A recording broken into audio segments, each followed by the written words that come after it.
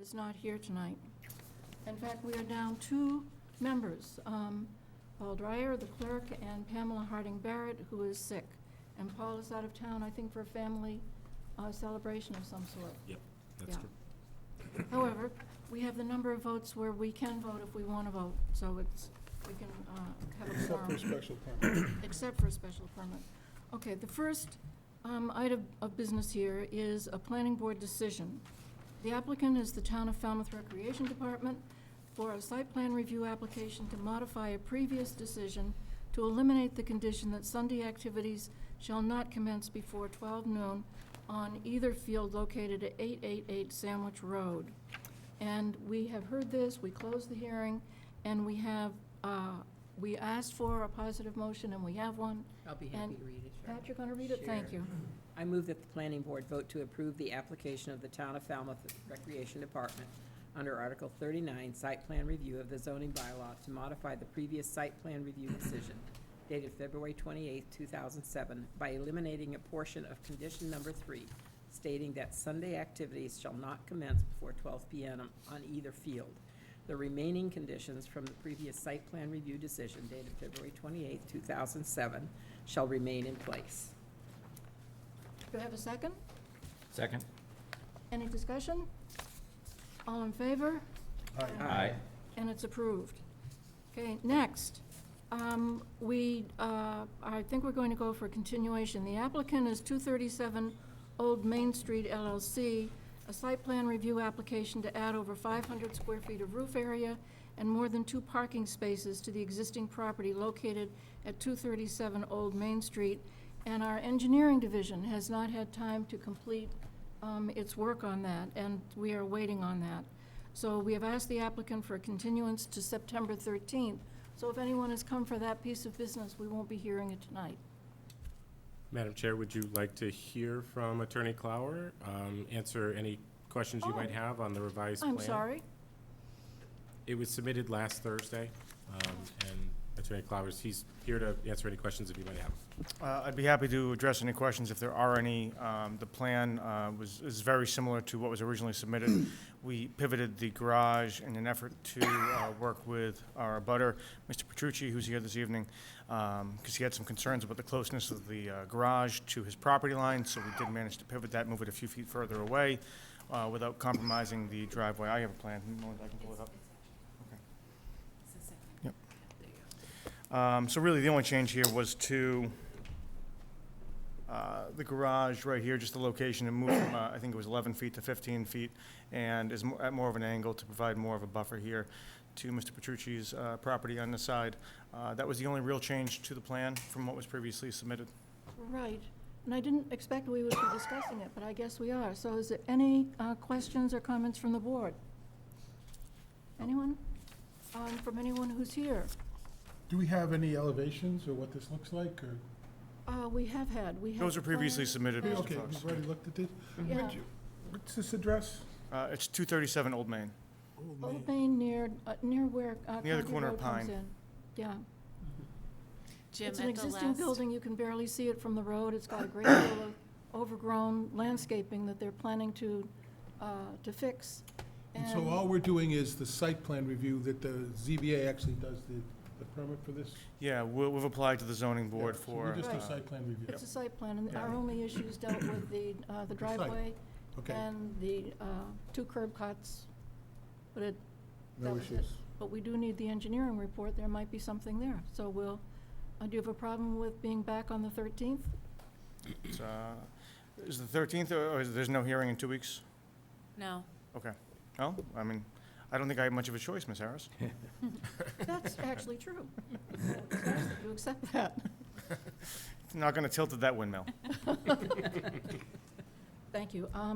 So, a motion to continue, I move that we continue this hearing until September 13th. and a second? Second. All in favor? Aye. Aye. Thank you, we'll see you then. Actually, it's not a hearing, site plan review. Site plan review. For the record, we'll have a draft motion for you to consider at the 13th. That would be good, because we didn't really have any Yeah. issues. We just Right. needed to hear from engineering, it's summertime, and Okay. I guess they're on vacation. Next, we're continuing a public hearing from the applicant Neto Politi, special permit for parking within 5 feet of the front property line located at 797 Main Street. Is there anyone here who's planning to speak on that? No. Our plan is to, Jed, did you want to say anything about it? Well, the applicant submitted a letter that you folks have asking for a continuance to the 13th of September. Right. And we need the revised drawings, or we won't hear it then either. Right. Right. So they'll be working on some changes and be ready to appear on the September 13th. This meeting's going very quickly. It is. So far? Okay. Okay, motion to continue? So I move that we continue the special permit hearing for Neto Politi per their request to September 13th. And a second? Second. And all in favor? Aye. It's continued. Okay. 466 Main Street, LLC, site plan review. Application to construct a mixed-use building with 15 rental apartments, 4 of them affordable, and 900 square feet of commercial space located at 464 Main Street. The applicant, again, has submitted a request to continue this matter to September 13th. And we are planning to make a site visit there, and I think, Melinda, we were going to collect timing from the board. Correct. So it turns out that for posting purposes, the day that is available is Friday morning at 10. This week. Mhm.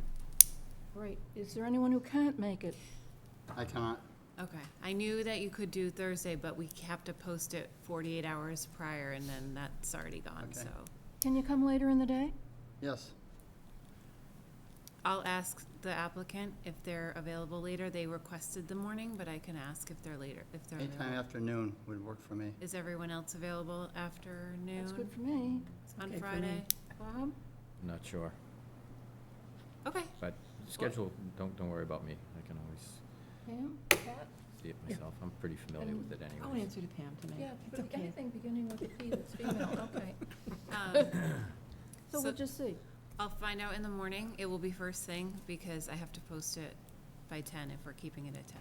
Can't you just drive in the site and look at it from your car? The applicant has requested a site visit with everyone because they're Okay. gonna show Want a you where the. presentation, okay. Yep. Although you're not allowed to discuss what they are presenting you, you can ask them questions, but that's about it. Great. Okay, so we will all make an effort to be there so that this can move Noontime forward. Friday? Yeah, I'll get that all squared away tomorrow morning. Yeah, the applicant has to be consulted on that. Right. Okay, so, need a motion for that. Okay, I move that, that we continue the site plan review to September 13th. A second? Second. All in favor? Aye. Okay, now, next, the applicant is Tessa Weaver, a site plan review application to construct an attached accessory apartment located at 410 Woods Hole Road, and I think we have drawings to look at that. Yep. 19 abutters were notified by regular mail. That's it? Thank you. Yes. So you can, this is your plan. Is there an Here's attorney Lisa speaking for them? Nelson. I'm sorry? Is an attorney speaking for them? I don't believe so. I think Oh, they're okay. representing themselves. No, that's okay. Okay. Hi, I'm Tim Lineweaver, this is my wife Tessa.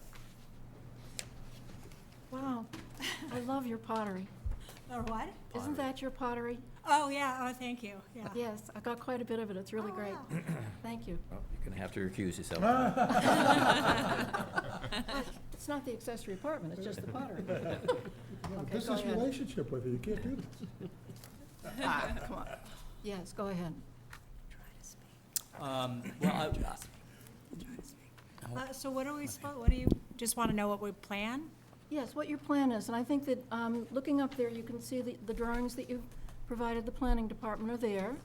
If you want to just describe what you're attempting to do. So it's basically, there's already an existing downstairs master bedroom bath, and we're basically just going up. We want to turn it into an accessory apartment, mostly just to help us as we move towards retirement with income. We also have, my mother's 89, his mother is 90.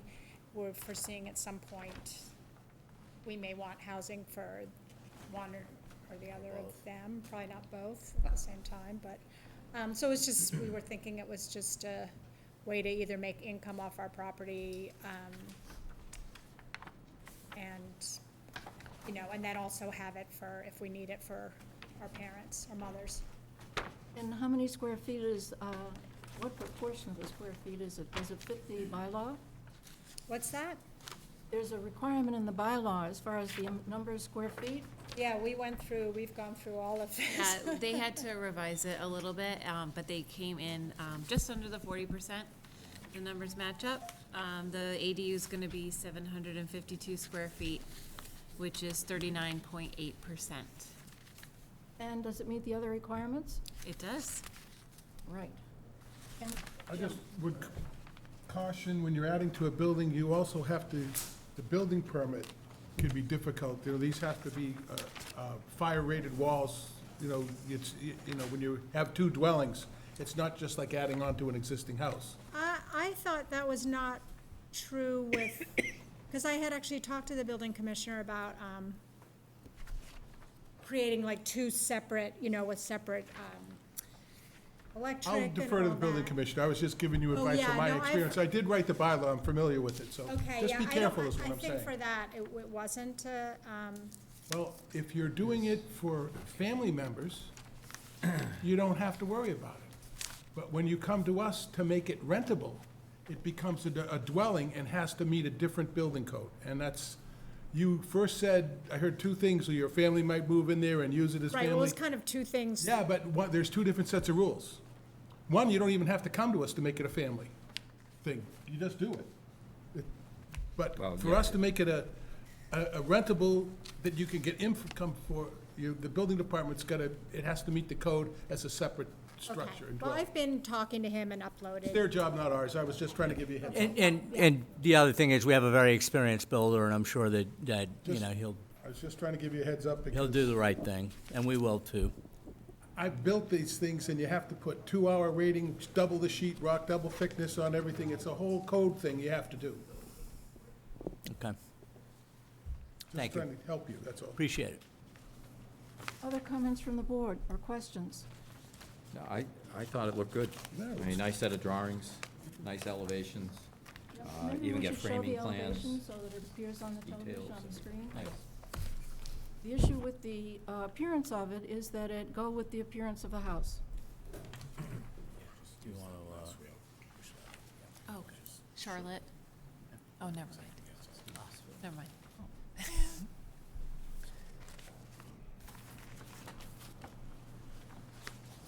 And it's the added dormer space over the wing.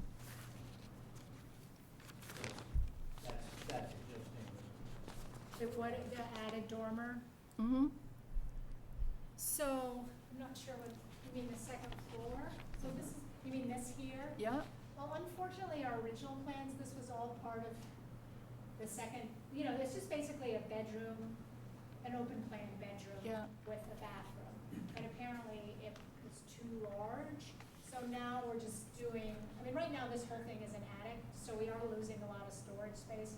So now we're basically just, to make the square footage work, we're just extending, and you can see it in the drawing, it's a little awkward, but just extending kind of like a walk-in closet from this, right, making more square footage for the main house, just to make it, right, and that shows on the plan. We've seen that. Yeah. those are the updated drawings, yeah, so you'll see a door that comes from, there's a bedroom here, it'll just be a walk-in closet, like a big storage walk-in closet. Okay. So, Pat, do you have any comment? Anything? Looking at it, it's beautiful. But you know, when I was just looking, I thought, oh, I like the shutters on the old house. You know, the designer said that no one has shutters anymore. I like shutters too. I do too. I think it's a design element. Well, You don't have to do That's it. something we don't need a permit for that, right? No. And are you going to, I'm assuming you're going to continue to use the garage below, but it looks like you're changing the doors on them. On the garage? Yeah. He might have fancied them up. I didn't even know. Yeah, he was it looks different. It almost looks like you pull them out this way instead of overhead the way it was before. Maybe he was just getting fancy and I didn't notice that. Oops. Although that's kind of interesting, because it is noisy, so maybe we would, I hadn't thought about it, actually. Like if there's a renter. Unless I'm mistaken. Yeah. You look, oh dear, in elevations. Yeah, no, I know, it's right here, see? Oh, look at that. Yeah, this is much more expensive. Yeah. Yeah, he Well, fancied those it are up. things I discussed with my picture Yeah. designer. No, it doesn't matter what See, he did. that's existing, and then, yeah, so he is changing them. You know, when the door goes up, it is noisy. Oh, yeah, of course it is. So The if you person have doing the renters in rendering was there- just Yeah, playing but with the it. thing is, if you have bifold like that, you'd have to get out of your car and open it up, I think, unless, I don't know, maybe they have them electric now. They do, They do, like that? totally, yeah. Yeah, I'm not Okay. sure if it's still on. Oh, yeah, of course it is. I'm glad I said something. Yeah, I didn't even know it, but I mean, I've worked with my builder for years, so those are the things I've discussed. Oh, yeah, of course. Well, hearing no other Really questions or comments from the board, this squares, anybody from the public want to comment on this? No. We could request a positive motion. It meets the bylaw, it looks good, it's fine, so. Meets all the requirements. Right. Applicant was very patient with the process. Yeah. So this is it's a good example of a successful plan. So we can have a positive motion for your next meeting. Great, thank you. And for your information, you don't have to come back, we'll be voting, but if you want to hear it get voted on, then you would be here, but you don't need to, it will just happen, and Jed will let you know. Okay, great, thanks. Yeah, thank you. Aye. Thanks. Good. Okay, next, we have a site plan review application again. This is by Alex Moves things up Guilfoy pretty quick, huh? to construct an accessory apartment attached to the left side of Exactly the what we existing want. detached garage located at 119 Davisville Road. Who will be speaking for that plan? Okay, So you can 26 then abutters were notified by regular mail. page down, Okay. and then Thank you. there's all- oh, sorry. So then the floor, site plan. This is Davis.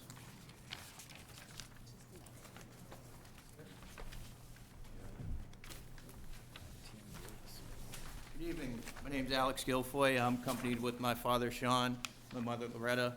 The plan is, we'd like to build a accessory apartment at the current residence that we're at right now, mainly to house my mother. I just purchased the original home. I'm fourth generation in that home. It's been in my family since the 20s. And, we'd like to keep the tradition of keeping the family in there, so I'd like to help my mother out and build a nice little accessory apartment for her. Would you like to walk us through it? The Sure. plan? Sure. So that's the gist of it right here. It's about 400 square feet attached to the current garage right here. It'll be coming right off of this side here. It's pretty. This is the current house, the main house. So people can see that your proposal matches the character of the existing house. And is it 40% or less of the floor space of the existing house? What's that? How does the floor space on the proposed accessory dwelling unit relate to the floor space in the house? It's If you 400 don't- square feet. Yeah, it's 400 square feet. It comes in at 26%. Oh, well within. Yeah. Okay.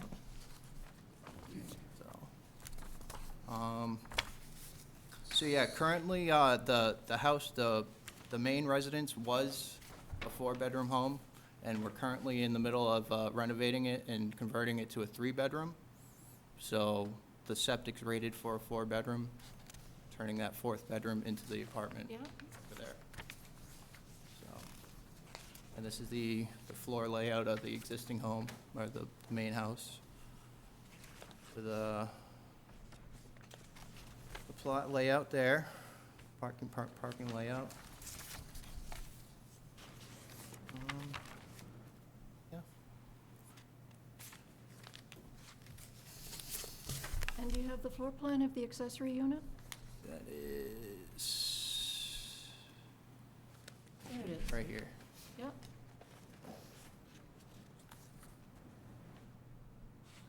So that's about the gist of it. That is the gist of it, and like the previous one, it matches all the requirements of the bylaw. Are there any questions or comments from the board? Now, is this gonna have to go before the ZBA because it's a It is. detached? This is a Z. Yeah, it's Yeah, detached. even though it's So attached to we're something else, really it's doing still site plan detached. review. Yeah. And they do, Yeah. they're the special permit granting authority, not us, Yeah, on this issue. so, So we- no, I so like as the far as what I we like have the purview plan. over, it looks good. It looks fine, there are no problems with it, Right. Pat? I don't have a problem. Looks good. Yeah, Sure. 2 for 2 tonight. Yes, this is very good, so Nice. if we could have a positive motion for our next meeting, We'll do that that. would be great, and I hope all goes as smoothly with the rest of the project. Good luck with it. Thank you. Thank you. Yeah. Thank you. I'd like to thank the staff for making sure the numbers work before they come to our meeting. It's much better to have you guys do that. Right. Yes. Right. It's a process, but we make it through it. yeah. And I think it's worth saying, you know, that the applicants are very patient with the process, so it sometimes takes some time, but we get through it. Yep. What certainly saves time here. That's the idea. Yeah. We don't like to tell them that grandma can't fit in this house because it's too big. It's your job. Right. Thanks. Okay, next up. Pica Development LLC, site plan review application for an increase in parking and an increase of over 500 square feet in gross floor area located at 259 and 263 Old Main Road. Who is speaking for the Kevin? Okay, 42 abutters were notified by regular mail. Good evening, Madam Chair, members of the board. For the record, my name is Kevin Clower. I'm an attorney here in Falmouth, and I represent the applicants, Nika Development LLC. They are the owners of 259 and 263 Old Main Road. I'm joined tonight by Alex Zelfond and Greg Prezazin, who are the members of the LLC. Our engineer and architect, Tim Santos and Greg Cerunian, respectively, were unavailable tonight. I am instead joined by Dina Bumitri, did I get that right, Dina? From Merrill Engineering, and Bob Katarius from Rescom Architecture, who can speak to any questions relative to that. We are before you tonight seeking site plan review approval for this project. What is being proposed is there's one single-family residence located at the rear of the lot and 2 duplexes located up at the front of the lot, which will be a total of 5 units of housing on a split-zoned lot. We're applying to the Zoning Board of Appeals for a special permit pursuant to Section 243C and 24051A5 of the zoning bylaw. So what we're here tonight for is site plan review.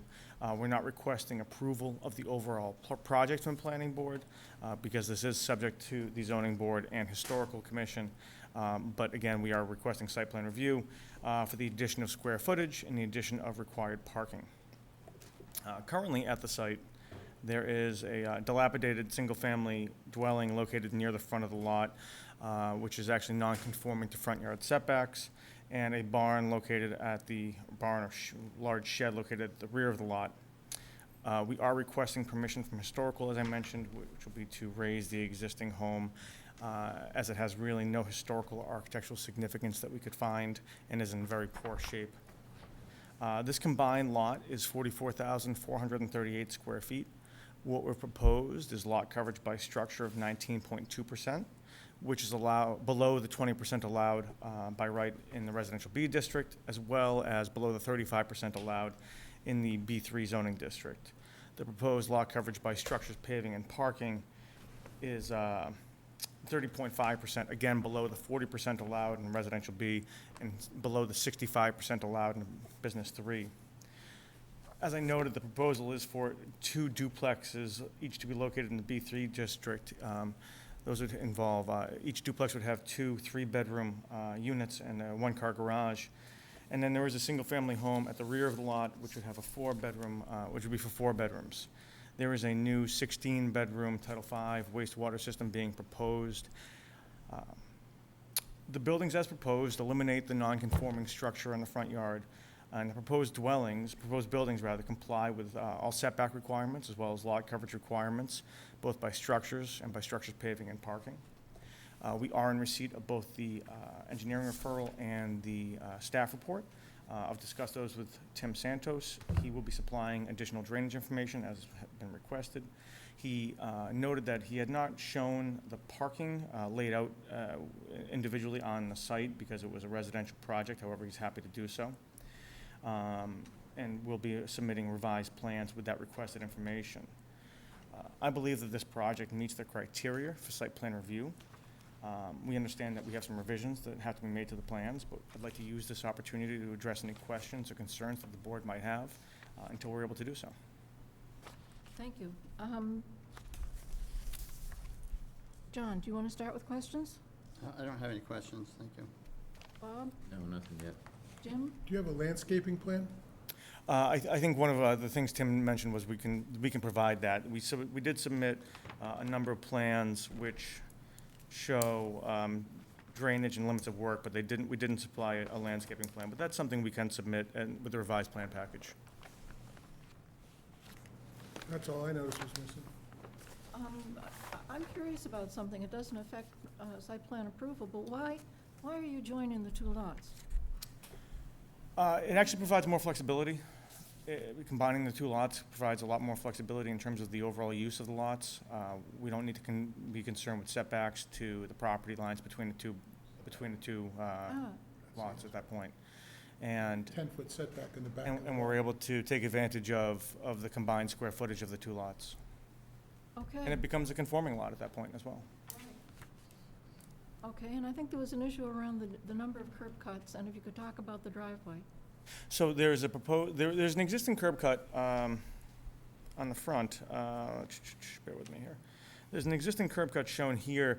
What we're proposed is relocating that curb cut to the center of the lot, and there is an easement, a 20-foot wide easement that runs along the eastern boundary, the northern boundary of this property, which would provide access there as well. So there are 2 within how many feet of each other?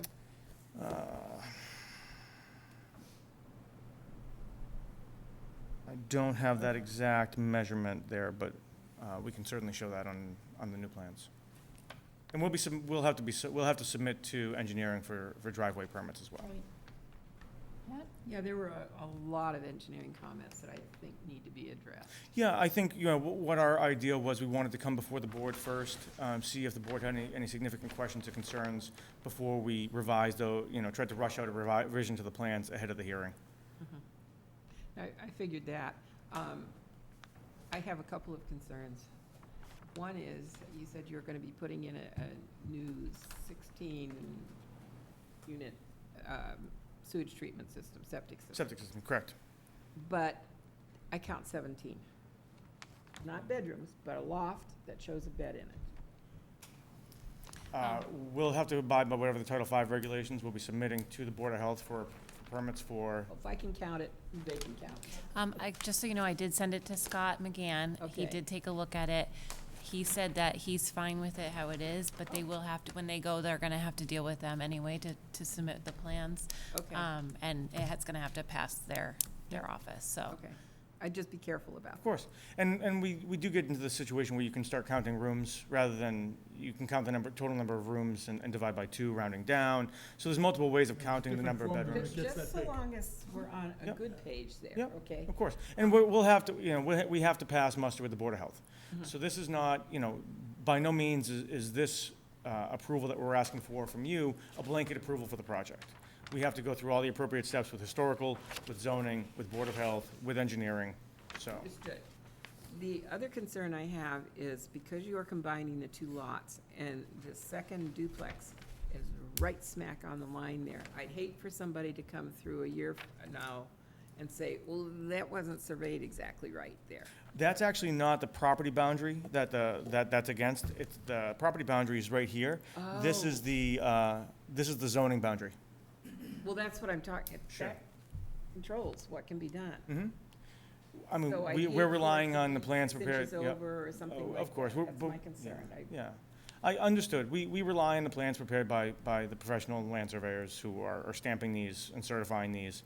So that's what we have to go on, and I've known Tim for a long time, and I don't think Tim would jeopardize his stamp for 6 inches. Hope not. I'd hope you give just a little bit of leeway Of course. there so that it, Yeah, that's certainly something we can consider and look at and try to make sure that there's no issue there. because I think this is a nice plan. But like Jim, where's landscaping? Because that's one of the things we have to look Of at, course. as well as the distance of the driveways for safety issues. Okay, I have no further questions, and I guess the board does not. What about existing, I haven't driven by it yet, so what about existing vegetation and mature trees, anything like that? There is a tree that would need to be removed. We'd have to work with the tree warden and the historical commission as part of that. It's located pretty close to where the center point of that driveway is. But that's something we'd have to go through, again, the appropriate processes with. But I believe there is a tree located there that was noted on the engineering referral.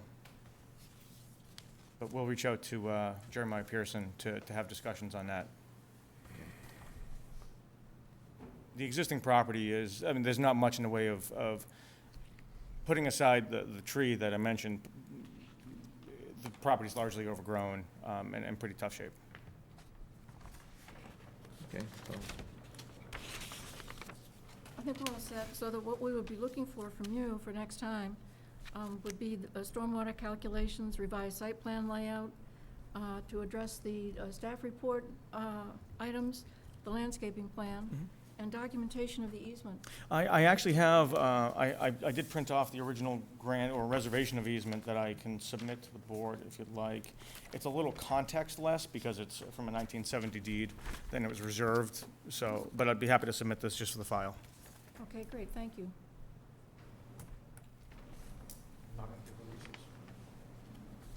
Let's hand this right down to, it's shuffled into all the papers. So you're putting 1, 2, 3, 4, 5 units on a dilapidated lot with an old shed and a barn, Right, just in context. Yep. Pretty good plan. it is a good plan. Yep, I think, that's part of the reason for the combination of the lots. I think it opens up more possibilities, and I think it's, we've talked before about appropriate development being infill of existing development. It's B3 zoning, The front portion is, yes. so it allows for that. Yes, that end of Old Main Street is becoming quite a multifamily area. I believe the property directly next door to this, to the north, if we're looking at it, is a four-family. Is it? I believe so. That one single building? I believe so. Well, and there are several condo things that are nearby, sort of all around that crossroads. And that's pretty close to the intersection with Old Main and County Road. County Road, thank you, Right, which, is sort of the village of North Falmouth. it is. Well, it seems like a good project and a good place for it. So we'll continue, will you be ready by the 13th? I certainly believe so. So, yes, so we'll continue till then? Public comment, Oh, if any. if any. Please. I'm being inundated on both sides of my property. Tony Petrucci, 243 Old Main Road. On the left is 237, you saw, and to the right of me is 259, 263. From a developer's point of view, absolutely brilliant, absolutely brilliant. From a community point of view, from the neighbor's point of view, this is a pure disaster, absolute disaster. And for you folks to believe that this is appropriate, it may be under zoning, but in North Falmouth, we've been so inundated with development, this now happening, it's not right for the community, certainly not right for North Falmouth. And it affects traffic. Now, we don't have to have traffic studies done, we should. I know, someone told me it's a piece of sand on a beach as far as traffic's concerned, but they're all mounting up. So, from a developer's point of view, absolutely brilliant. From a community point of view, it doesn't work. And certainly as neighbors, it doesn't work well at all.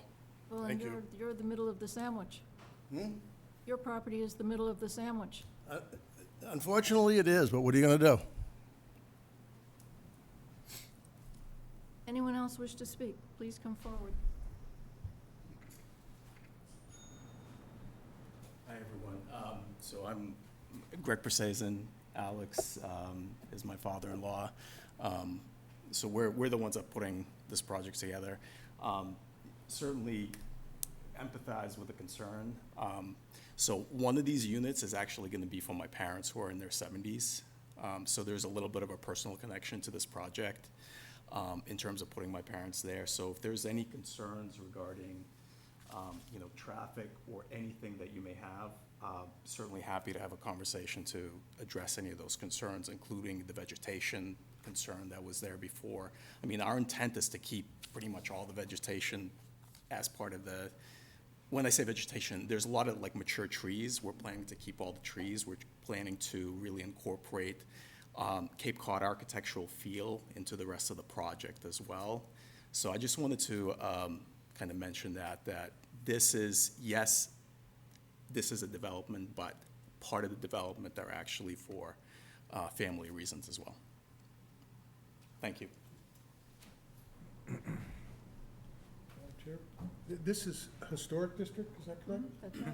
So there's, and they have to get zoning, so those two venues are where you deal with the neighborhood issues, not necessarily with us. We look at the site plan and whether it meets that, but if you have objections to the zoning or historic character or anything, there's other hearings on other nights that's their job. I know, I just wanted to tell you, I think you were looking for something that we can't give you. No, just making my voice heard. Yeah, you're allowed to. And I would just note, we're working with Mr. Petrucci on the other property, and I'm certainly happy to continue dialoguing with him on this property, and I'll facilitate a conversation between him and Greg and the development team to make sure that, we might not be able to address all of his concerns by any stretch of the imagination, but hopefully we can address some and make this more palatable. Well, there's greater change here than on the other one. The other one, you're adding the garage, but very little is happening to the house. There's the porches, which actually look better. But this is much more of a change. It certainly is, and we recognize that. I used to work for a guy who said there's a reason they make chocolate and vanilla. Everyone is entitled to opinions. I personally think that while there have been some developments in North Falmouth, we have a housing crisis. We need as many developments right now as we can get. And I think the heart of a village, such as North Falmouth or Requoit or West Falmouth, is sort of the ideal place to have those. Obviously, people's mileage on that will vary, but it's, we're here tonight looking at the site plan. We believe that this is an appropriate site plan for the location, for the development, and can be done in a way that is appropriate both for the development and for the neighborhood. But you can see where opinions would differ. Of course I can. And we want to respect that, and we'll continue to dialogue with Ms. Petrucci and any of the neighbors who have any questions or concerns. That's good. I'm glad you're willing to do that. Comment? Yeah. I think when you have this vanilla and chocolate, I think landscaping is even more important now. Mm-hmm. And we'll be producing a landscaping plan. I have some notes from Mr. Petrucci actually on landscaping for the other project, which I think will be applicable to this as well, so we can work to incorporate some of those notes into a revised landscaping, or a new landscaping plan. Well, and it's the materials that you intend to do on the exterior, what colors you're going to be. Yep, so we do have a materials list which will be going before the Historical Commission. We have a detailed historical materials list that'll be for their review. We did submit, obviously, the architecturals and elevations, which we think, we tried they were done in a way to be copacetic with the surrounding neighborhood, be historically appropriate, even though we're not going to be preserving the existing house. You're doing your best. So we'll continue this to the 13th? 12th, I think it is. The 12th, isn't it? 13th. 13th? Everything else has been the 13th. Yeah, we are. That's if they all get their stuff in. Madam Chair, may I, through you? Please. Attorney Clower, do you know if you'll be able to get the landscaping plan to us in enough time for that? The only reason I ask is the 13th of September is going to be a very full agenda. Mhm. But, if the applicant's willing to go to the next hearing, that's great. If I- not, we can fit them in. I'd prefer to schedule for the 13th. and I believe we can get that plan to you well in advance. If for any reason we can't, we'll of course request a continuance to the following hearing. Sounds good. It's gonna be a busy night. It is going to be a busy night. I talk fast, I'll be quick. So you made the motion? Do we have a second? Second? All in favor? Aye. Aye. So the 13th, if that's the way it works out. Thank you. Thank you very much, we appreciate your time.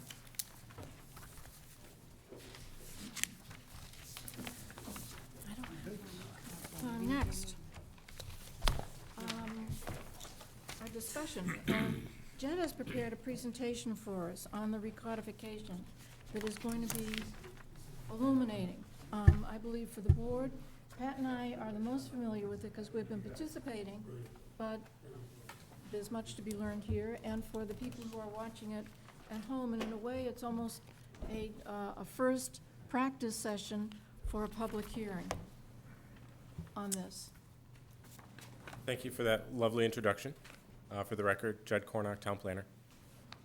As you requested and as I offered, I put together this presentation to sort of provide not only you, the board with an update, but also the folks who are watching at home, an update on the zoning bylaw recodification effort. So we're going to cover a few topics tonight, and they're shown on the screen here. We're going to give you a little bit of background, update you on the current status. We'll talk a little bit about the Attorney General's comments and our consultant's review of that document.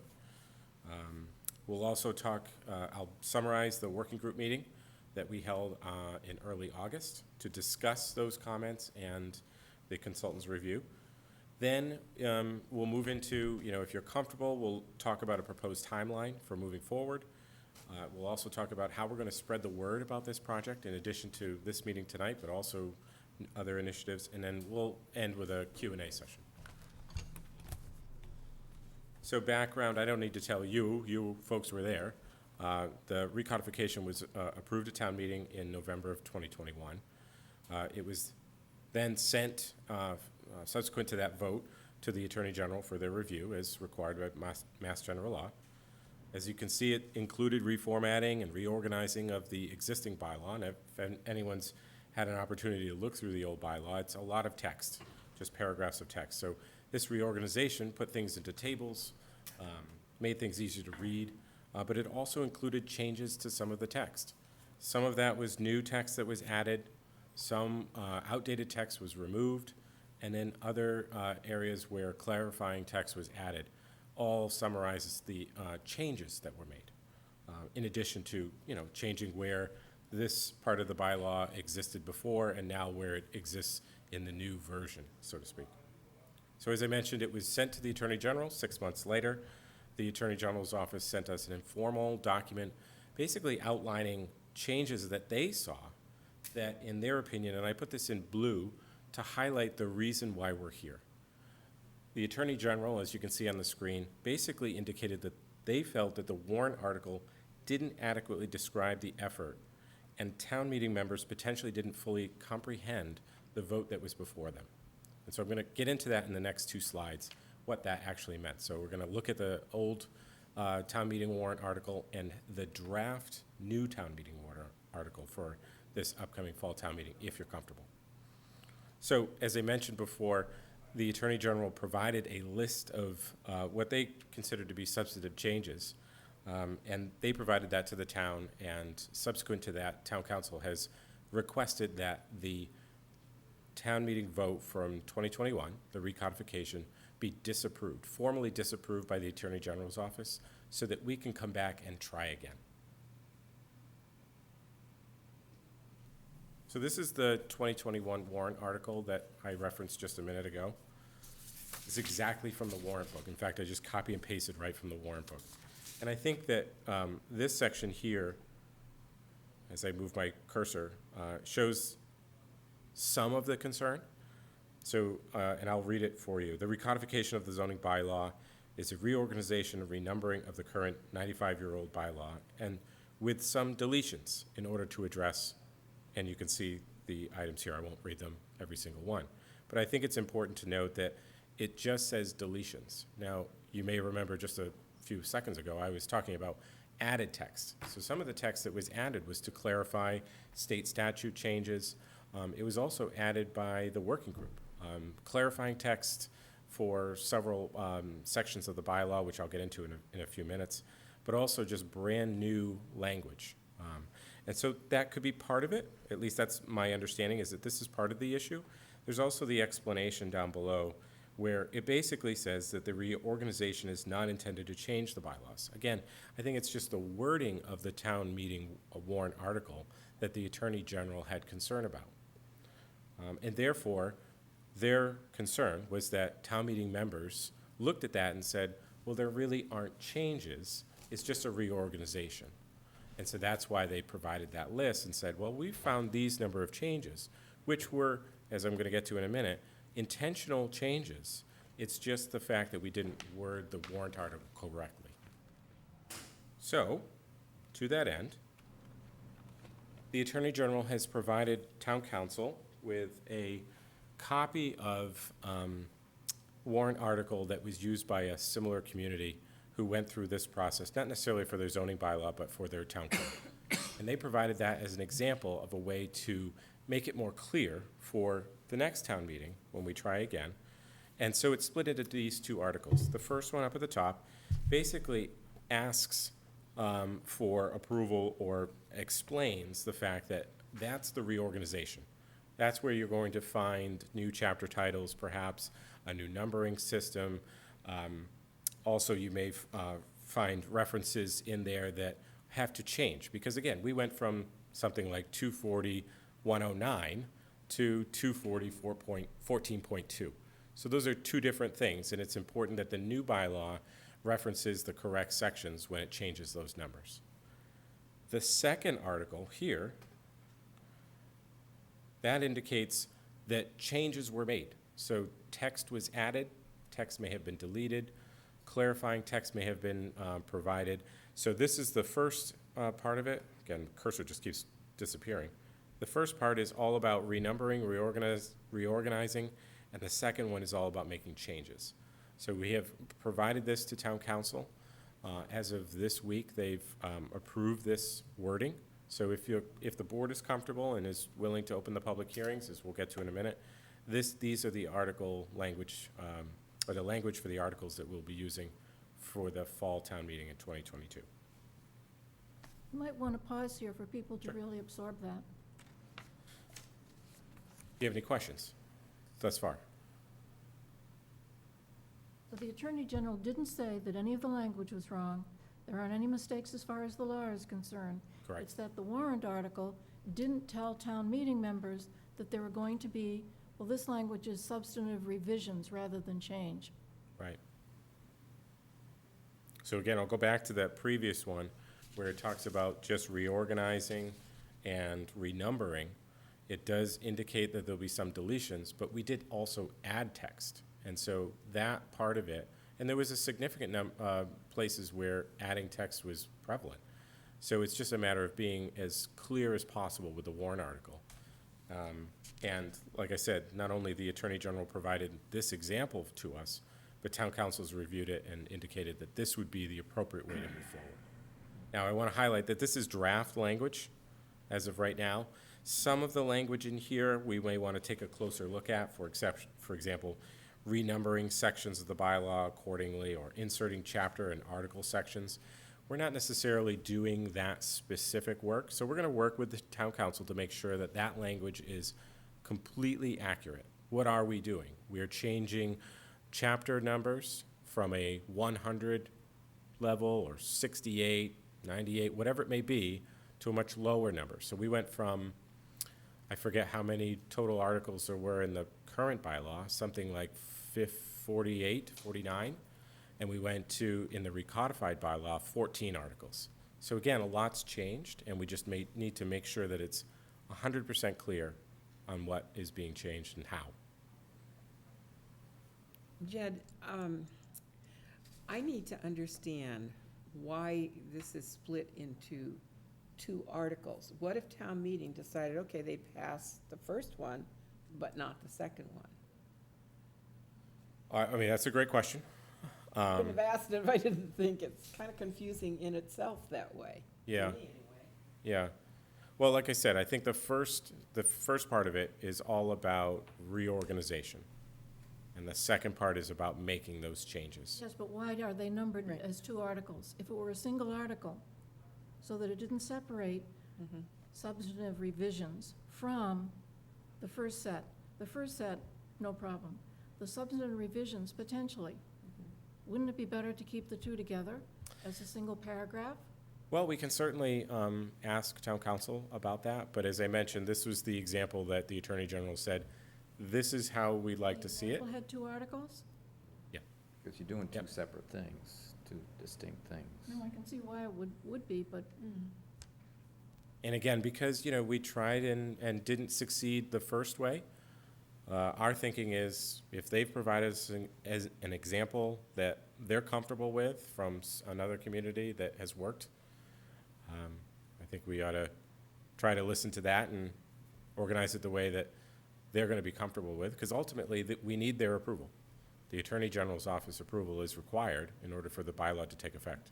we can come back to this, because I think for the rest of the board, when you go through it, because he's gonna go through bit by bit all of the Right. things that have changed, you'll see that anything that struck the working group, cleaning this up, it struck the working group as being a change that needs to be separately considered. We've taken it out of what we're gonna bring back to town meeting, so that there'll be no substantive changes. Well, I'll get to that in Right. just two more slides. So here's a basic synopsis of what we received from the Attorney General. 85 total comments. It was a 10-page document. Again, these are items that they pulled out, and the consultants that we have working on the recodification provided a response to that document. In fact, you folks received that at the last meeting. It had the yellow highlighted text, and you'll see examples of it in the next couple of slides. I went through it, the whole planning staff went through it, and we categorized it into basically 5 groups, and you can see them up on the slide here. So first and foremost, it's mistakes that were made by the Attorney General's office. So they may have gone through, or they went through the bylaw, the recodified bylaw, and pulled out things that they said, well, this is new text, it doesn't appear anywhere in the existing bylaw. They were wrong. Our consultant said, no, it was found here, you just missed it. That's one category.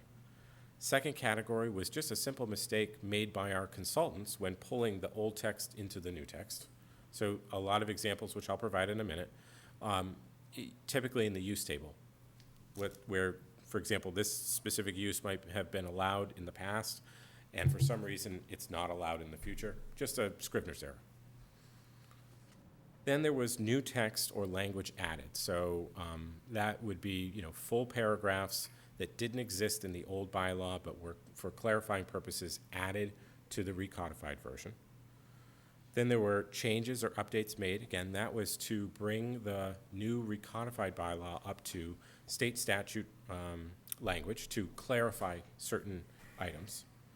Then there were, the last category, deferred to phase 2. So those may be controversial things that need more study, that need more discussion, that the working group decided this is just not something that we want to take on as part of the first phase, and it's a substantive change. And so in parentheses are the number of comments for each one of those categories. So it was sort of mixed, but the big one was the changes or updates made. So I'm going to go through each one of these categories and provide examples of what that means. So here's examples of mistakes made by the Attorney General's office. Each one of these is from the dimensional article or the dimensional sections.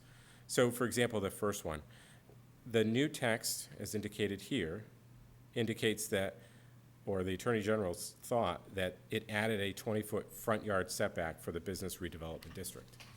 And our consultants went through it and said, no, that's not correct. This is not new text. It's already in the current bylaw. They just missed it when they were going through and providing their comments. Another example with the height requirements, where they indicate that there was new text for senior care retirement district that allows for the planning board to increase the height of buildings to 45 feet. I don't know if you're familiar with the bylaw, but that one I know was there before. And again, it was just an item where the Attorney General was incorrect in classifying it as a change. I won't go through the density, but you get the idea. This is These were easy, low-hanging fruit, if you will, easy things that the consultant was able to go through and say, nope, already been taken care of. That's not a change. These were the mistakes that were made by the consultant when they were going through and, again, bringing the old language and putting it into the new. All of these really had to do with the use tables. Something may have been allowed before and perhaps is not allowed now. The consultant went through and said, yep, our mistake, we'll correct that. And there were several examples of that, and you can see on the screen. Again, for example, this here, the Attorney General indicated 240-63E allowed contractors' yards by special permit and LIB, and then in the new text, for some reason, it was not allowed. So they caught that. The consultant changed that back to the old text because it was just an error on their part. Again, low-hanging fruit. Then there was this new text or language added. Again, this is larger pieces of information that was not included in the old bylaw, or I should say the current bylaw. And as an example here, the very first paragraph in Article 1 is brand new language that was intentionally added to create a quote-unquote intent statement before the purpose statement. And again, the working group heard that, considered it, and approved it. These were all intentional additions that the consultant provided. They don't change the meaning of the bylaw. They do not. They simply provide clarifying text. A good example of that is the restaurant classification calculation. If you've ever spent time in the restaurant section of the old bylaw, there really is an introductory text which describes why you're considering and adding up the categories. It just sort of is there. So this new paragraph, again, was just to provide an introductory explanation as to why you're doing what you're doing when you read the bylaw. Then there were changes or updates made. Again, this is state statute stuff. So the Attorney General indicated at this section of the bylaw that ZBA powers, there was new text that the ZBA decides comprehensive permit applications in accordance with 40B. Again, the simple response was that is a statutory requirement for the ZBA. Language was added to clarify that. New additions that were intentional made to clarify the existing text. And again, down here, this whole idea of things changed, state statute language changed, and so the consultants changed it in our recodified bylaw to mirror state statute. Intentional changes or updates that were made. I think this one's probably one of the more important topics that the working group handled in their meeting in early August. This idea of what's too much to ask for town meeting to consider in phase one. Because again, phase one was meant to be minor changes, additional text, reorganization, et cetera. The phase two effort is really rolling up your sleeves, trying to figure out, does this still make sense for the town? And should we bring forward zoning bylaw changes as part of the phase two? Two examples here. I think one that's most noteworthy is the non-conforming structures, uses, and lots. Now, in the old bylaw, there's limited text about that. In fact, I believe one of the applicants referenced the section tonight, 240-3C. It's commonly referenced. As you know, our consultants put together a much larger Article 10, which had a lot more text. But because that was sort of a controversial thing, the working group decided to revert back to the old or to the current bylaw text and defer this new language to phase two so that there could be a more comprehensive effort surrounded fixing it or addressing it or changing it in any way. So again, I think it'd be good to be sure to have here that what was added, the new stuff, is state law. It wasn't invented. correct. Yep. So I think there's just there will be more opportunity once phase one gets passed, fingers crossed, that we go back to town meeting, we ask for a redo, they pass it. Then in phase two, we can have a more detailed explanation as to exactly what Charlotte just mentioned, that the Article 10, the new Article 10, had a lot of state law references and language that really the town should consider adding into the new bylaw. So as I mentioned, all those things were discussed at the working group meeting on August 3rd. We went through all 85 comments one by one. The consultant read them to us, explained exactly why those changes were made, and if there were errors made on their part, they acknowledged them, and we went through that list of 85 comments.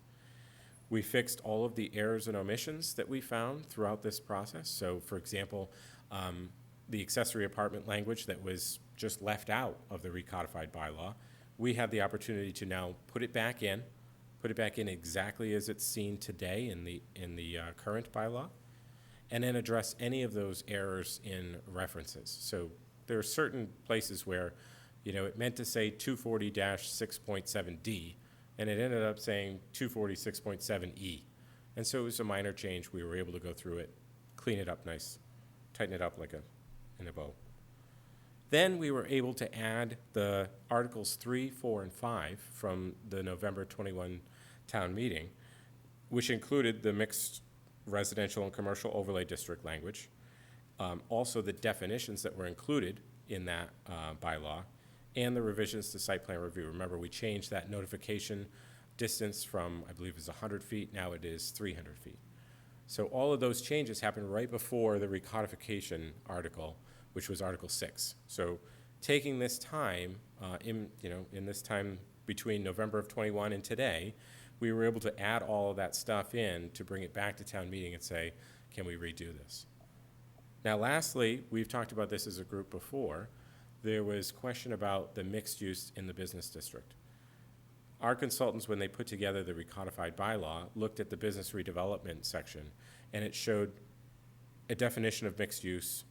It indicated that BR districts allowed it, and by doing so, it appeared to them that other business districts did not, because it didn't specifically call it out.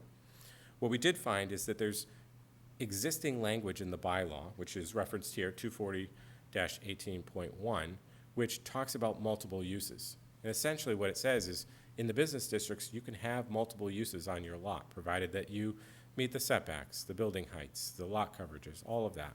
That has always been the practice of the town, to allow a mix of uses or mixed use in the business districts. So we were able to clarify that in the working group meeting. That language has been added to the use table in the business districts.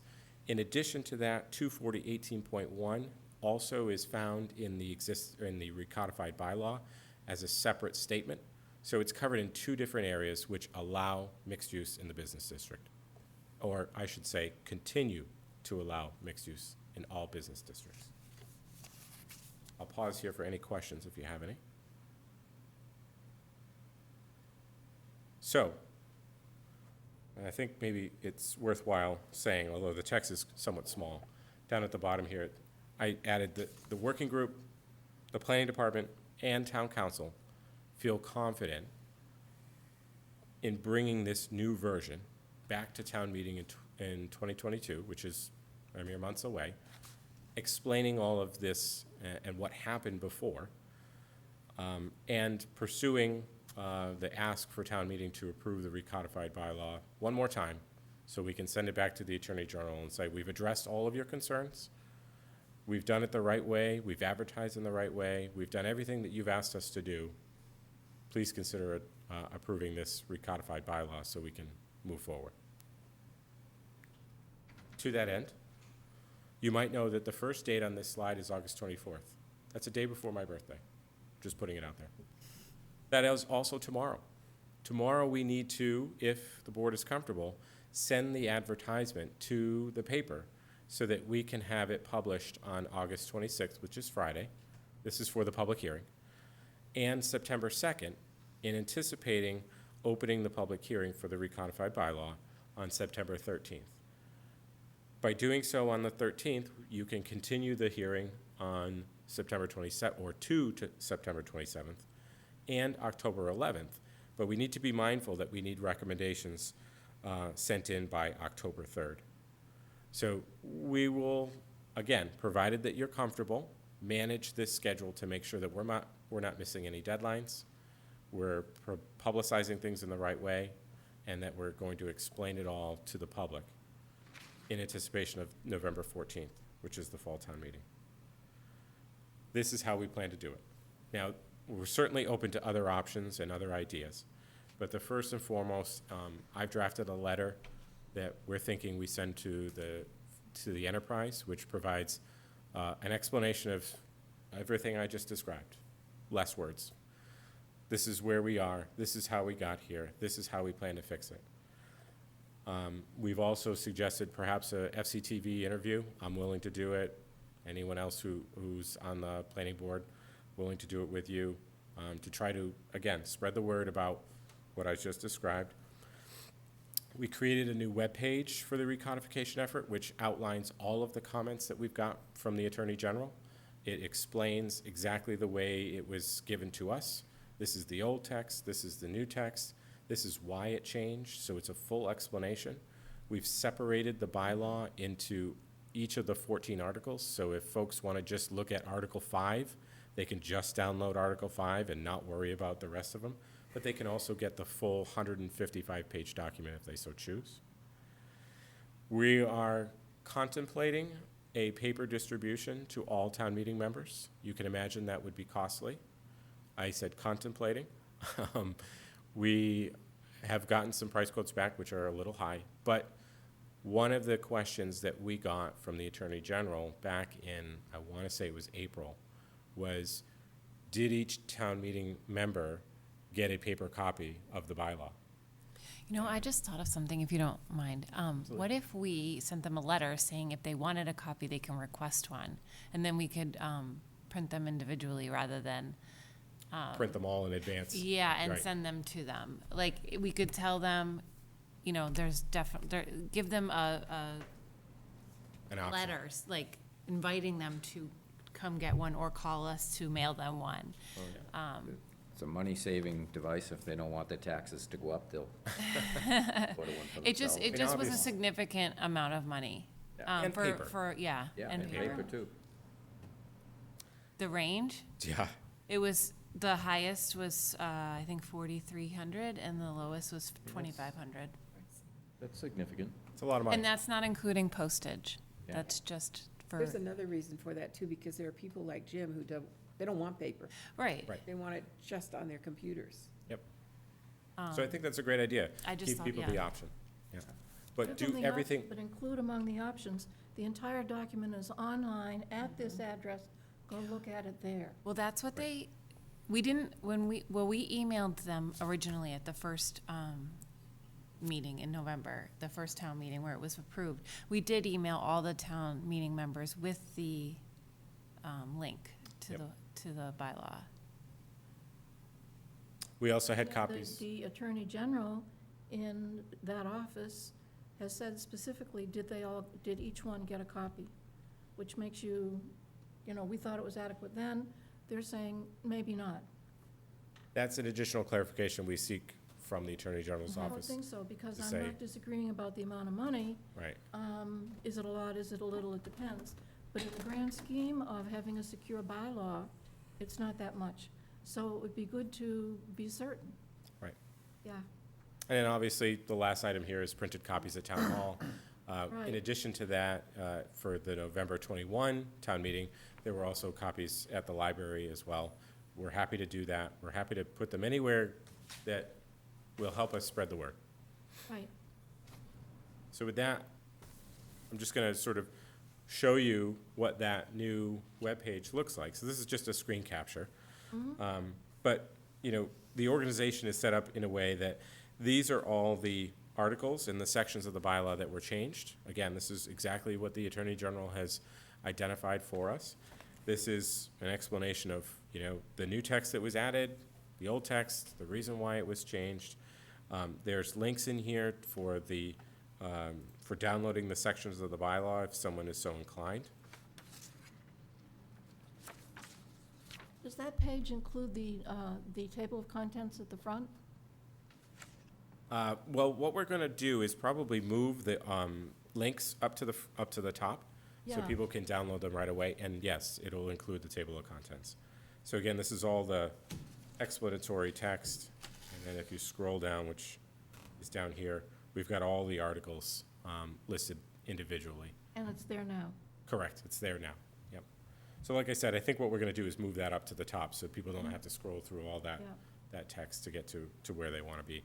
And I wanna just plug, while we're on the page, that we've had this Phase 2 section of, of the webpage up for a while. In fact, we were posting these public meetings, so any member of the public could join that working group discussion, where, again, it's all about rolling up your sleeve, getting into the elements of each section of the bylaw and saying, you know, do we need to make changes and in what way?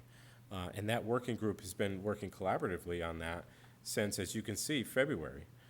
Around May, we stopped because that's when we got that official, well, I should say unofficial list from the Attorney General, and we had to sort of revert back to Phase 1, fix those issues, and here we are today. So if anyone's interested, they can watch any of the videos that included discussions on things like municipal uses and other topics. I can't remember it. Back to the listing of the articles. Are you going to include the article's title as well as the number? Yep. Yeah. Yep. So, with that, I have a question. I had some issues. It seems like you've addressed all of them, especially that multiple use part of the bylaw saying it was always there, and Right. the working group was saying, no, it wasn't, and I was looking at it and said, well, this is what we're doing. Yep. That was good to get back. But there's another issue that hits me. When you go to this table, and it's either yes, no, there's a classic example in the industrial park about warehouses, and it's the table said no, and yet if you go through the industrial park, there's 20 buildings that are warehouses, and that's disconcerting because I have a letter from a previous building inspector said, yes, it's okay, and the newer ones say, well, it's not on the table, I can't do it. And if you're in transition on owning or selling or doing something on a property in the park, and all of a sudden you've made plans under one set of circumstances, and now it's not allowed, it's a pretty dangerous position to be in.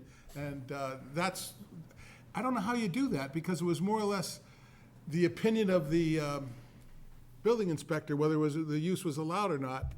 And when you go to a yes or a no, there's that opinion goes away. It's not in the writing.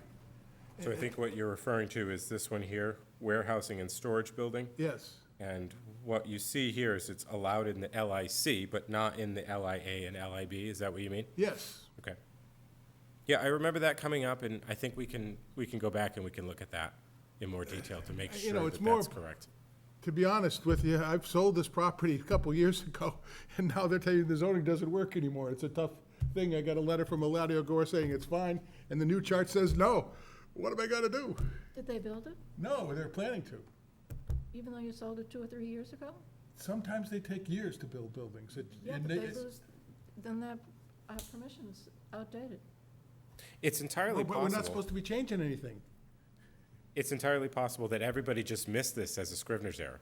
So I remember this coming up. I've forgotten about it before, but The two addresses in particular, 100 Bernard St. Jean is an empty lot, and 112 has got 12 warehouses or storage buildings on it. Sure. And the new inspector, some people said, well, it's not allowed use anymore. okay. And yet, we've been building them for years. And I don't know how you deal with that gray area that's someone's opinion, and now it's a judgment call, and now it's black and white. Sure. It really should be a special permit and let somebody decide whether they like it or not. That would be my suggestion. Have a hearing and see if it's the right thing.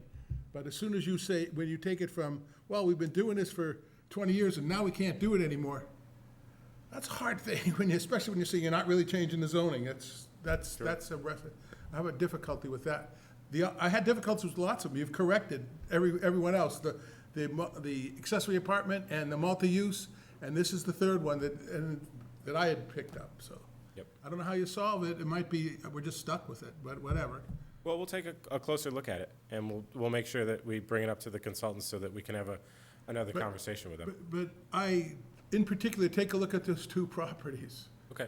Bernard St. Jean, 100 and 112. 112 has a dozen warehouse and storage buildings on it. Yeah. And your predecessor had interpreted that you can't build warehouse and storage on the next door property. And I was kind of like, oh my God. And I got a letter from Eladio Gore saying it is allowed. So I'm stirred up, mixed up about the impact of going from what the building inspector's opinion is to a yes or no. Sure. You know, it's so black or white. Maybe I just got caught in it and that's what happened, but it's difficult. Okay. But they're gonna pursue it. Well, I just wanted to point out on specific, I had 3 errors, you've addressed 2 of them very well. Yep. And I should say, you know, I should have mentioned it at the beginning. I can't even imagine the amount of work that went into this. And I think that it's worth noting that the consultants they've just done a tremendous job. Because working with the paragraphs, the text, language heavy in the existing bylaw, it's a lot of work. But as we've acknowledged before, errors can be made, and we'll go back and we'll take a closer look, and if there are errors, we'll fix them. Jed, I have another question because, and this is in regard to bringing it up in November. Do we actually have an official turn down by the AG in hand? Right, so the answer to that is no. However, in your packets, so you each got a copy of the PowerPoint. Attached to that is an email from our town council who provided their legal opinion on the matter. They anticipate one coming, and they feel comfortable and want you to feel comfortable moving forward in anticipation of that disapproval coming in before town meeting, Because we are requesting it. because we've requested it. We're requesting it for the sake of clarity, to know Correct. just where we are.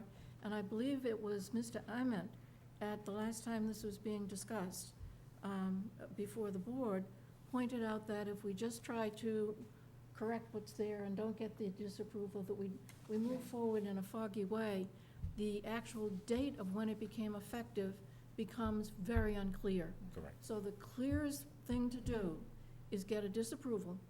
That's that. Right. We're working on the old one, which we've already said and told people, and then we can go forward if we go to town meeting in or whenever we go to town meeting. So our question tonight is, are you comfortable going forward in November now that you've seen this presentation? I am. I am. You did a good job, Jeff. Thank Jim? you. I wanted to have further discussion on this last point that I brought up. You know, I'm conflicted if that change goes through, it affects me personally. So that's, maybe I should. Recuse yourself? Do you want me to recuse myself? No, I I don't probably should. particularly. No, I'm just I kind of just find it thought- really hard. I'm in a conflict. You know, this is something that's happened a year ago. We're gonna have public hearings, you're not the only one that's got an issue. That's why we're having public So, hearings. I mean, I'm concerned. I'm testimony not from comfortable attorneys because of that. I mean. First could be- time around, we had attorneys that made suggestions, and we're hoping to come in, that's why it's a public hearing. I'm all set to go with the hearing. I just Public don't. meeting, I mean. I Right, gotta and tell you, I so still have a concern. So people during those that public hearings, people can raise, have concerns, and exactly, it can get addressed, all of them.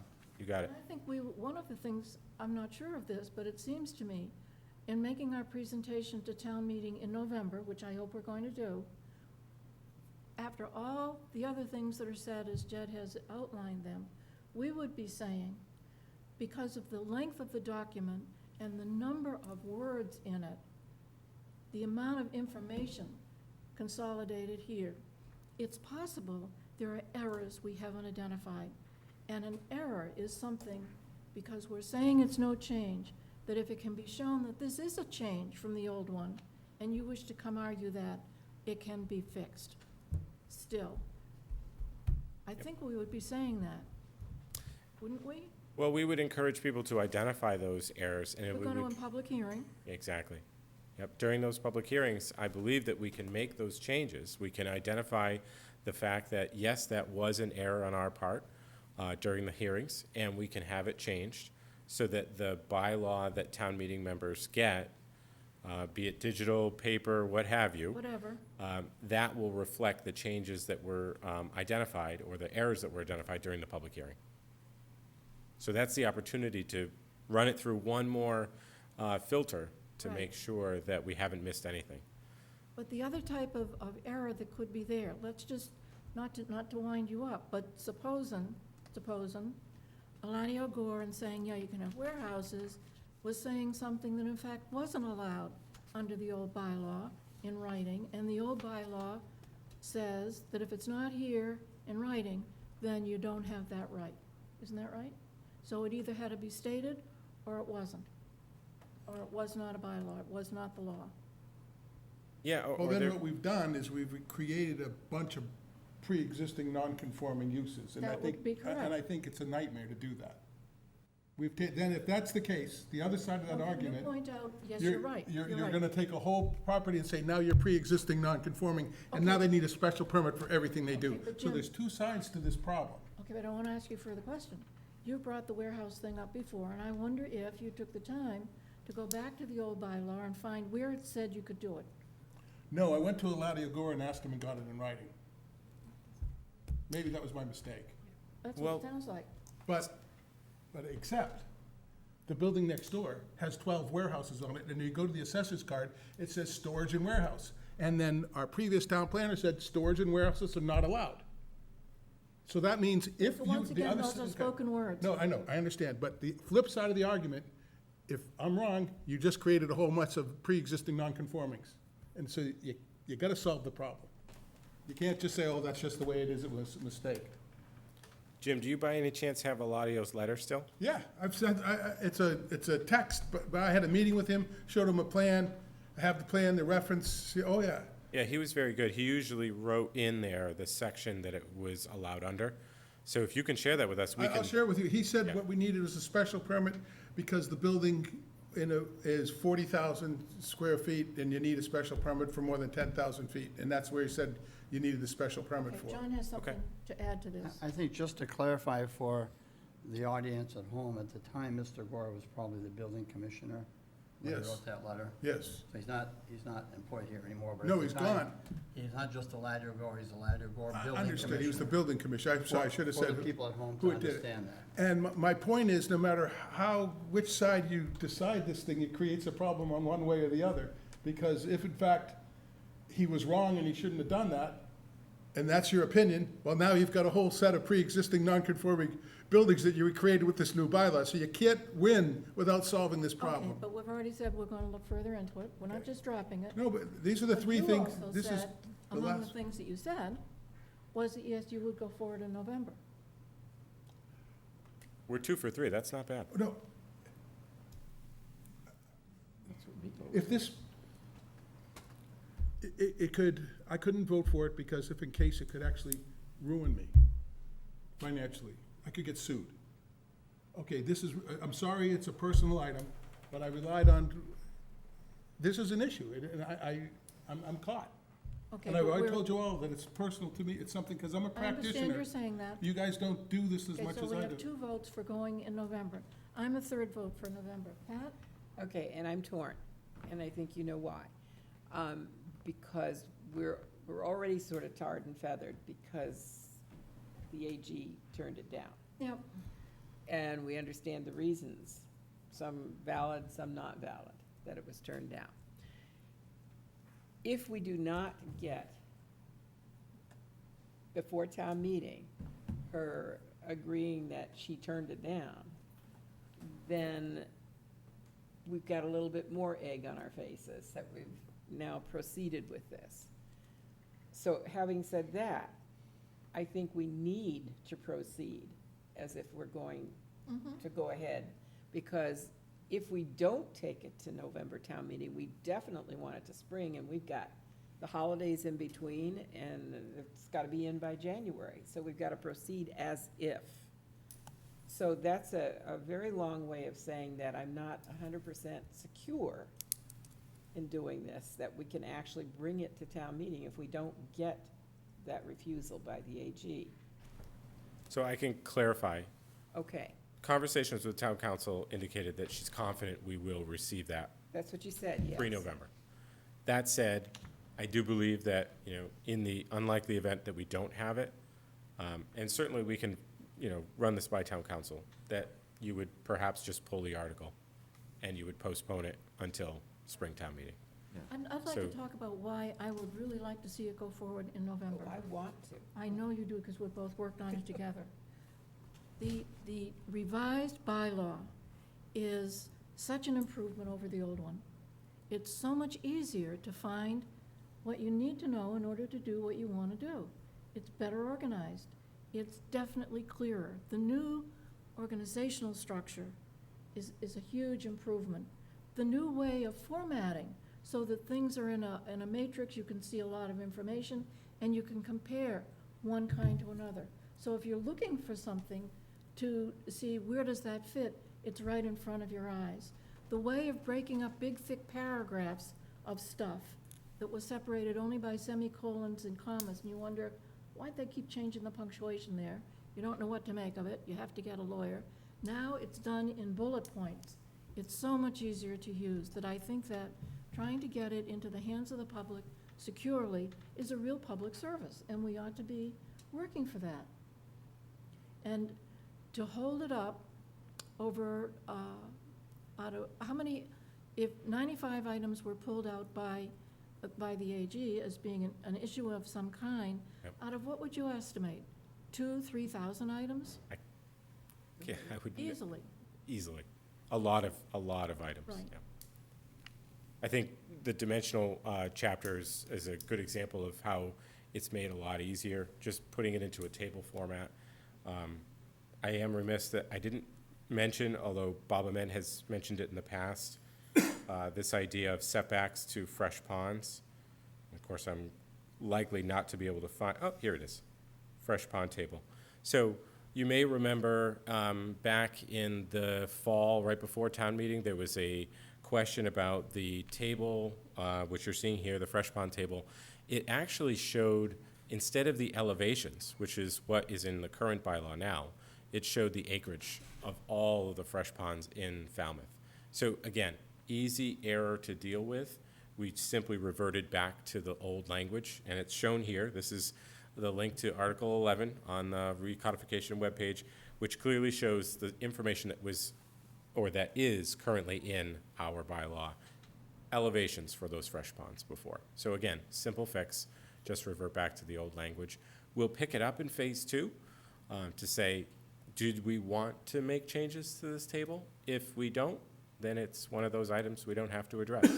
But it is something that the working group will be discussing in phase 2. I don't see a problem with us proceeding with the schedule that we have, because we always have the out of pulling it at the last moment if we feel we need to. If we don't feel we're ready, or the town meeting isn't ready, we can pull it at that point. But I can't see delaying it and looking at doing it for the spring, because we'll be in the same fix then, too. We will. So I think to do it sooner rather than later is, and giving ourselves that cushion is well worth it, because we're gonna have the public meetings, so a lot of these issues are gonna come up.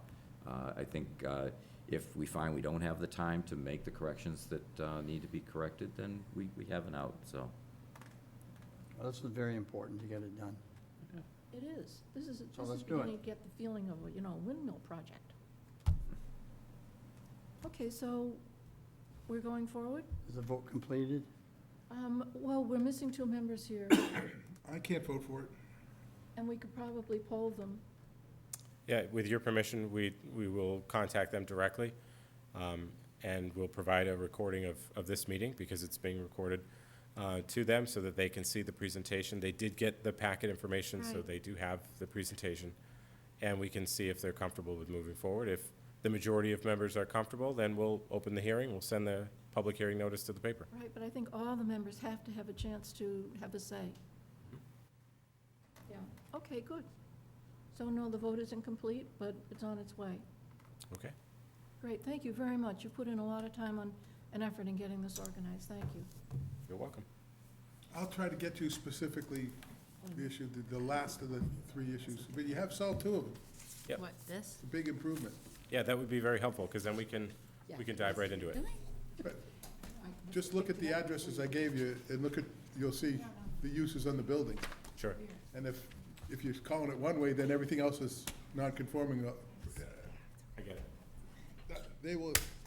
That'd be a nightmare for them, to have all those properties made non-conforming. and then you really couldn't say you're not changing anything. That would be another problem, would be misleading town meeting. You'd have to admit that this is now gonna create 20 nonconformities. Point made. Okay, well, it's really important to me, Cheryl. This is I get really- that. But we I created understand. nonconformities when we put new bylaws in, Jim. I know, but you have to say you're doing it. Okay. First thing tomorrow morning, we're digging in. Okay. No, really, no one's disagreeing with you. Melinda can't wait to I'm get started. on it. sorry to personalize it, but it's something I'm personally involved in, I can't help it. I don't feel good. I just don't want you to keep repeating it. Okay, moving on the agenda. Committee reports. Anyone want to report what they've been up to? No? Announcements? Do we have any? I only have one. As you know, we've been interviewing for our principal office assistant. We just completed all of our interviews this week, so we will be sending a recommendation to HR likely the early part of next week, and we're looking forward to hiring someone pretty soon. So we'll be completely fully staffed. Does the town have a new HR person? Not that I'm aware of. Nope. No, someone must be filling in. My understanding is that everyone's sort of, rolling up their sleeves and helping out. Yeah, I hope it doesn't slow down the next steps. Yep. Okay, great. Thank you. General correspondence. We had a little bit of correspondence, but the matter that it addressed didn't come up. We had a continuation on it, so we don't need to do that. Yep. Future agenda items. Hearing none. We already have plenty of an agenda built up by what we continued. There were actually 2 comment letters provided on the 259 and 263 Old Main Road application. Oh, We didn't get to them when Attorney Clower was, He was sent Outlining them. He was. And they're in your, where your staff report is, they should be underneath your staff report with all that extra, because they came in today, or late yesterday, so they weren't in your could you email. say who they're from and what they're saying? Rosemary Carey is one, and Lillian Franton. And Just some thoughts about how the site could be used to, encourage solar, I believe it was. right? yeah, solar and electric vehicles and things of such sort. asking that these be considered, It's just ideas that we they just, complete our review. I don't know if it's technically in our purview. One of the items, I believe, is the idea of solar readiness. You remember? That would be, because we said that we would include that as a site plan item, that we would ask about it, and we did not. But we have another shot at that. I spoke to Gary Street, our current building commissioner, today about that solar readiness. That happens in the building department. So what we'll be doing is, and Melinda's already done it, is forwarding to Attorney Clower those comment letters and indicating that he should have a conversation with the building commissioner to that end. About So, that. Right. Okay, and that was both letters on the same subject? Yes. Okay. That was just correspondence that came in today. Future agenda items are the things that we said would be continued, and our next meeting will be September 13th. It's a very big agenda. Yeah. Yes. Move to All of adjourn. the things we put off. So, we have a move to adjourn? Second. Okay. All in favor? Aye. Done. Thank you. 3 past.